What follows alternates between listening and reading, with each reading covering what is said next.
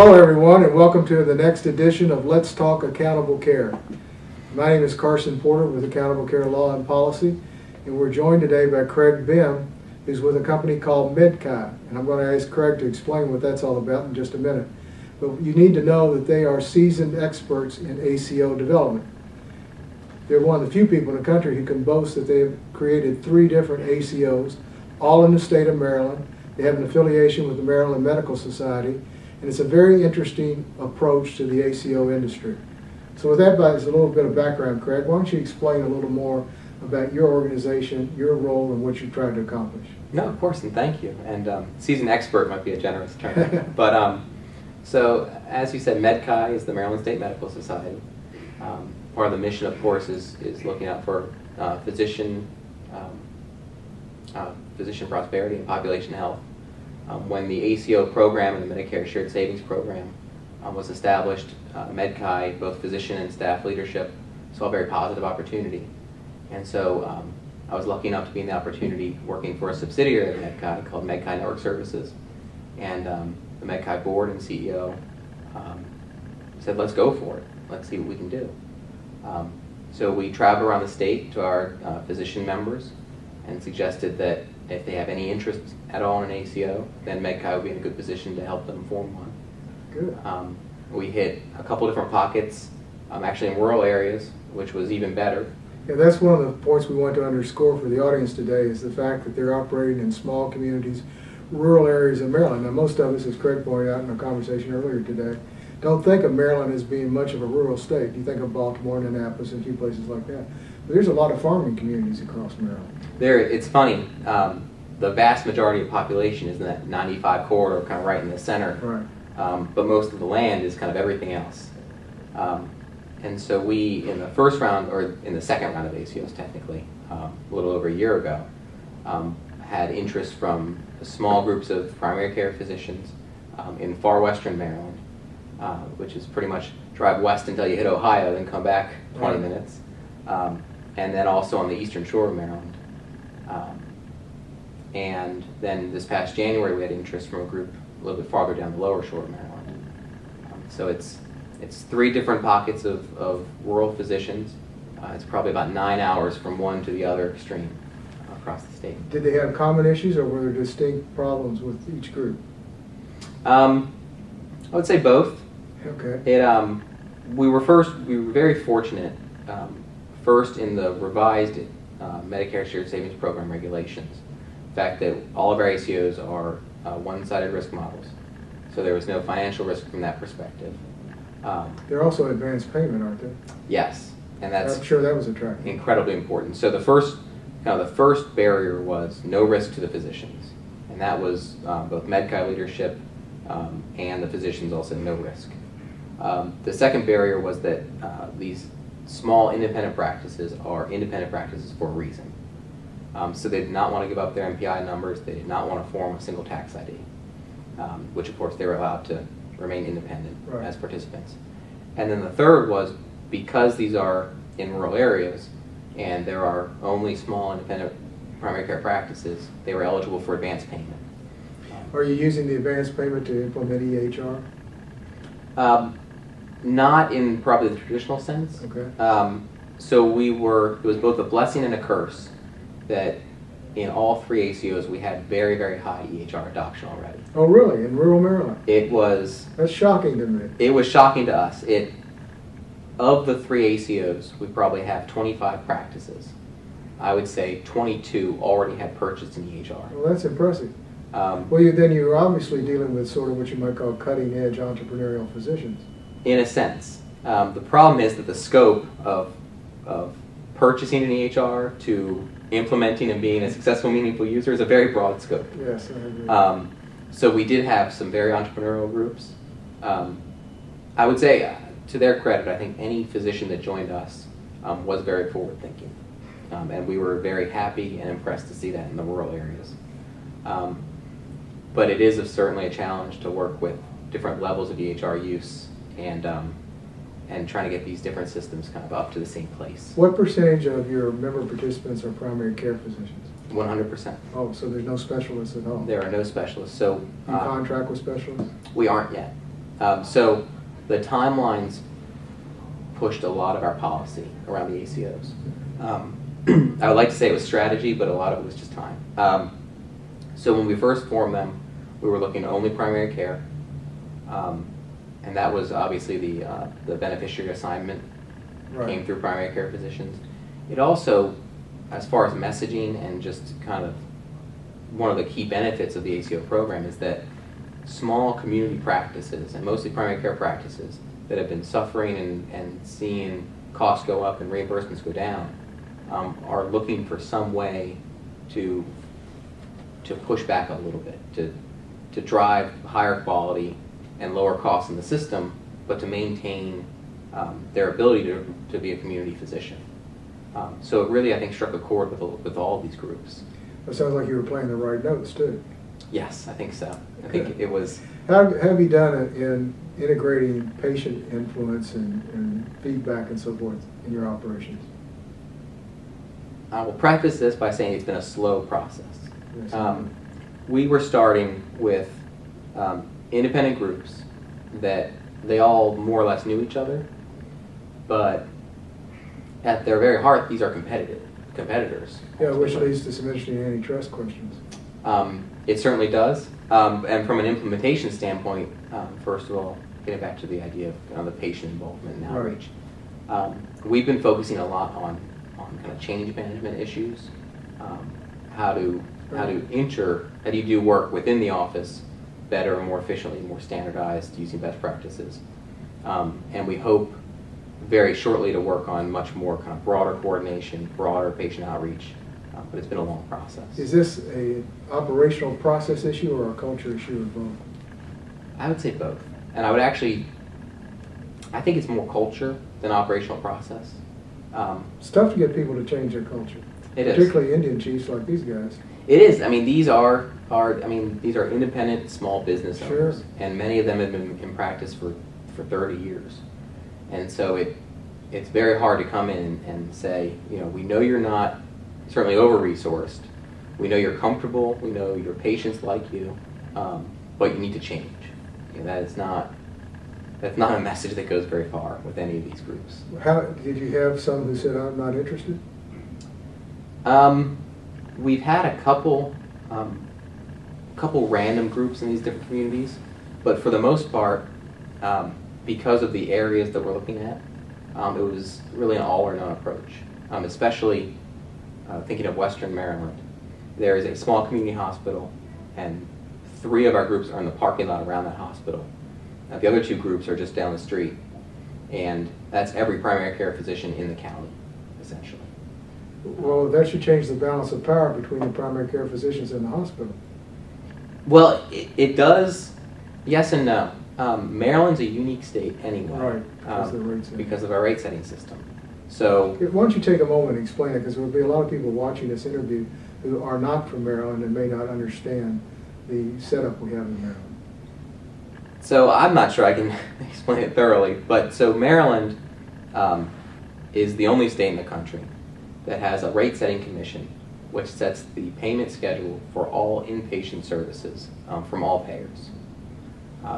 So essentially, instead of a hospital negotiating separately with CMS and Blue Cross Blue Shield, there is a rate that is paid for a service, for a treatment. It operates sort of like a public service commission, doesn't it? It does. You have to apply each year to get your rates approved? Yes. So this is probably both good and bad. I won't touch on the bad because I don't know very much about the politics or the hospital structures, but the good Well, you is think that there's politics involved? I think that's a safe assumption I think normally. The good news is that Maryland, because of this structure, the rate setting commission, the healthcare commission, all these different groups have been very forward thinking. So they've done, I don't need to stray too far, but they've done a unique thing where they put hospitals essentially on a capitated payment program. Right. Which has been a challenge for the hospitals, of course, but has been very positive for the ACO program. For the first time, possibly anywhere, you have hospitals that are trying to decrease utilization, that are very focused on decreasing unnecessary emergency department utilization. And readmissions. And trying to decrease readmissions. And what the ACO has done in each of these regions is given the hospital a group that has the time and the resources and capacity to have a good dialogue about what do you want to do to lower your utilization and what can we do to help you. Have you had any competition from the hospitals in wanting to employ physicians where you've been? Not in the past year. I mean, like anywhere else, there certainly is a trend towards hospital employment. I think that maybe because of these rural areas, because of the geography, or because of maybe just history, groups that were going to be employed, I think have been employed. I think you're probably right. But it does amaze me, as a person who's been around healthcare for a while, that we went through the whole employment of physician practice 15 years ago or something, maybe 20. Mm-hmm. And then they dismantled all that. Right, right. So to the extent you see people doing it again, it kind of causes you to scratch your head. Yes, especially when you see the data on cost per employed physician, revenue per employed physician. Well, we'll see how it all shakes out. I think you guys are on a better path. I hope so. But I do want to penetrate a little bit about patient involvement, because as Mhm. we know from the regulations, they like for you to have representation on your board of at least one patient. They want to make certain that you have satisfied patients, and I assume you have some sort of data collection point in order to be able to do that. And you also are required to give notice to patients that they are being served by an ACO and their right to opt out if they don't like it. Yep. How have you found that experience? I would say positive. It's certainly, we have not done anything earth-shattering yet. We have, of course, done the opt-out. We, of course, have the beneficiary involvement on our boards. We're lucky that in each of these small communities, as we were forming the ACOs, the first thing we did was say, do you want hospital involvement? Do you want what level of patient involvement, and who should be a good representative? And there was always names that the physicians threw out. And it's been an incredibly powerful tool to have beneficiary involved. I think that's a good idea. I mean, the customer ought to have a say. Of course. And especially in these, and this might be kind of biased towards the rural small towns, but the physicians care too much about their patients to not give them a say. Well, you raise a very interesting point, and you have more experience with it than I do. But my observation over the years has been that people who go to small towns go there for a reason. And two of the things I speculate is, one, they want less red tape and less pressure from the hospital for admissions and things like that. So they want to be left alone a little bit. And secondly, they know that they are important members of their community and they get more involved in the community, whereas if you're in Baltimore, you can be anonymous when you're no longer at the hospital or at your office. Do you find that to be accurate? Yes. There is definitely the sense that if a physician were to ever, and I hope they never would, but if they were to ever put cost or some negative motive ahead of patient care, that patient would run into them in the store, right, and they would hear about it. So I do think, even though all our policies, all our goals, all our intentions are driving quality with the hopefully safe assumption that improved quality will decrease costs through hospital utilization and other things, there is certainly the underlying pressure from all of our physician members, all of their staff, and all their patients to always be doing what's best for patients. Well, if you can keep that foremost in the organization, you've got a winner. Yep. It was funny, when we first did the outreach, of course we brought around participant agreements, and the two sections I showed every doctor, probably the only two sections they really cared about, although we told them to read all of it. One was the opt-out clause. They could leave any time with notice. So that reduces the risk. That was the risk reduction, and the other one was the section that said that the physician, the participant, is ultimately responsible for all patient care decisions. We like that. Our medical director can give guidelines, we can urge them based on data to take certain actions, but at the end of the day, whatever is right for Mrs. Smith is what's going to get done. What role are you taking in compliance programs for these people? I assume they all had something of their own when you brought them together, although being in rural America, maybe not something terribly sophisticated. I'm talking, of course, about regulatory compliance, fraud, abuse, anti-kickback, all of those types of things. Not suggesting that people engaged in that, but it is important that they have compliance plans in place and they understand what they say. Of course. So at this point, the ACO has a compliance officer and its own compliance plan. We're currently sticking probably just to the tip of the iceberg through the Medicare Shared Savings Program. We're not combining any broader integration or data sharing or clinical work outside of the assigned beneficiaries. And we've given a very high level support to compliance plans, making sure physicians are doing what they need to do within their practice, almost to the same extent that we're helping with meaningful use and kind of other broader healthcare and practice issues they need to be aware of. But we haven't yet, I'd say, broken down the wall of antitrust, anti-kickback, kind of stark issues as we look at potentially what the ACO can do with other payers or with a broader population or with kind of other programs. Let me ask you one other question. It's been my observation that the post-acute community can really have a major impact on savings, particularly by preventing readmissions to the hospital. Mm-hmm. You know, when Granny leaves and goes to the nursing home or something, they don't want her back. Right. And she doesn't want to go back. She doesn't want to go back, and if she goes back, they're not going to get the savings that they want. Yep. So are you interfacing with local post-acute people officially or just sort of ad hoc? I was going to say, so not officially. We have seen, and this is probably another aspect of rural areas, a number of our participating physicians are also medical directors of their local nursing facilities. Right. So there's certainly that philosophical overlap. They bring what they're doing in the ACO back and forth. In Western Maryland, we actually just got the opportunity through the Healthcare Mission and our state Health Information Exchange to apply for a connectivity grant, a challenge grant to help with the data flow between two separate nursing facilities, each other, community physicians, and the hospital. So that's interesting. Yeah, it's a neat program based on. It's called a connectivity grant. It's actually a challenge grant. Challenge grant. And from CMS? I believe it was awarded from the ONC through the Maryland Healthcare Commission. Oh, okay. And our Health Information Exchange is called CRISP, the Chesapeake Regional Information Yes. System for our patients. But the goal is, CRISP has established, I think to their credit, a very powerful notification service and query portal. And it's connected to all 46 acute care hospitals in Maryland. Oh, really? But they're very far along on the inpatient side. They have a lot of work to do on the outpatient side, which is something, of course, MedChi is helping with. But this grant is to help encourage the nursing homes and the community physicians to communicate with each other through direct messaging and to get the notification services and to act upon notifications from the hospital. Well, I think that's fascinating. Yeah. I wouldn't call it unique, but it's unusual. Yes, and it's hopefully it's one of those, just like with the rate setting, aligning hospital and ACO incentives. This is aligning the CRISP HIE with the nursing homes, with the hospitals, and the ACOs, and we're very optimistic about it. Well, it's innovative, and I think the more innovation in the care delivery and analysis piece, the greater the likelihood we'll have savings. Definitely.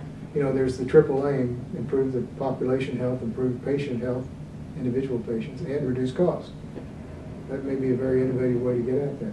I hope so. Well, I hope so too. Would you like to share anything else that we haven't touched on with our audience? Any topics that you think would be of interest to them or be unusual?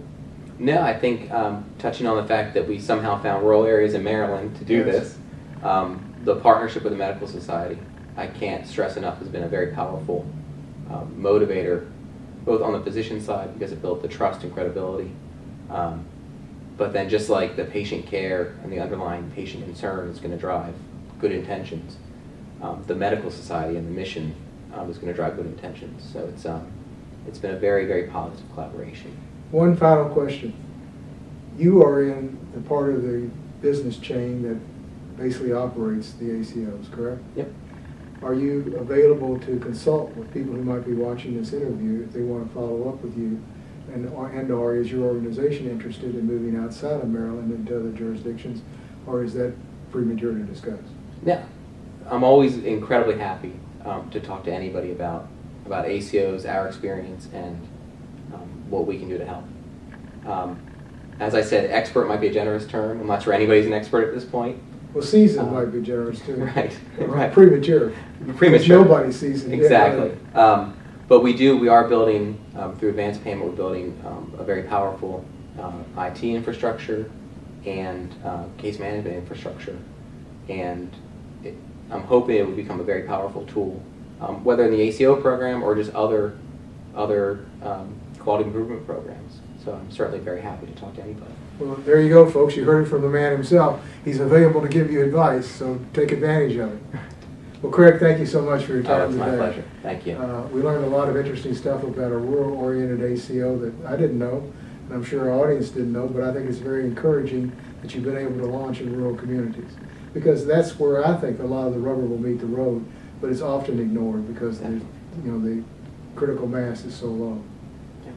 Thank you again for joining us. Craig Behm with MedChi. I'm Carson Porter with Accountable Care Law and Policy, and I hope you've enjoyed this episode of Let's Talk Accountable Care. Have a good day.